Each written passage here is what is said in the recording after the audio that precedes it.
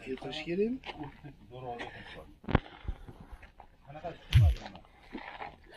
Assalomu alaykum ahli O'zbekiston, hurmatli kuzatuvchilarim, sog'misizlar, salomatmisizlar? Mana bugun 2025-yil 15-oktyabr, xudo xolasa soat 10:52.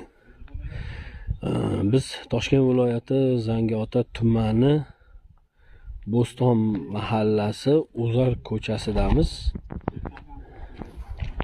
Oldimizda turgan aholi va mana u o'sha uylar. Qarasangiz, mana shu ikki tomon polni uylar bo'lib ketgan. Uylar bu yerda o'sha asli qarori 2004-yilda qarori chiqqan ekan, o'sha kolxoz davrida.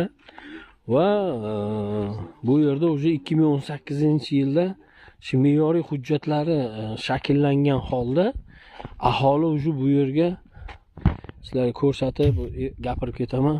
Mana aholi bu yerga uylarini solgan. Endi bu uylarni bir kunda solib qo'ymagan, albatta. Hammamiz ham bilamiz, uy solish oson emas. Ana qarasanglar, mana yaqinlashtiribroq qilaman. Uylarni buzib tashlagan. Shu oxirigacha ketgan.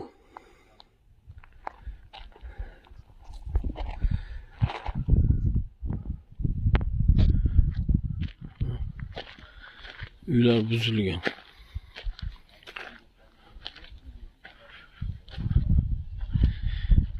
Juda ham albatta achinarli holat. Uylar buzilgan. Xullas,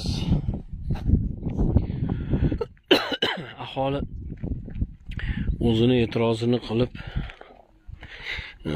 tegishli mutasaddi tashkilotlarga chiqqan bu bo'yicha.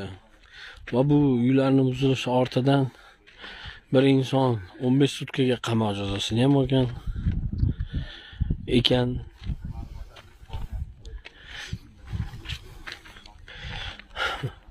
Xullas, nima deydi? Ta'riflashga til ojiz. Muhtaram yurtboshimiz shunchalar gapiryapti, mutasaddilarga aytyapti, viloyat hokimlariga, vazirlarga aytyapti. Bir insonni uyini buzguncha boshingni buz deb.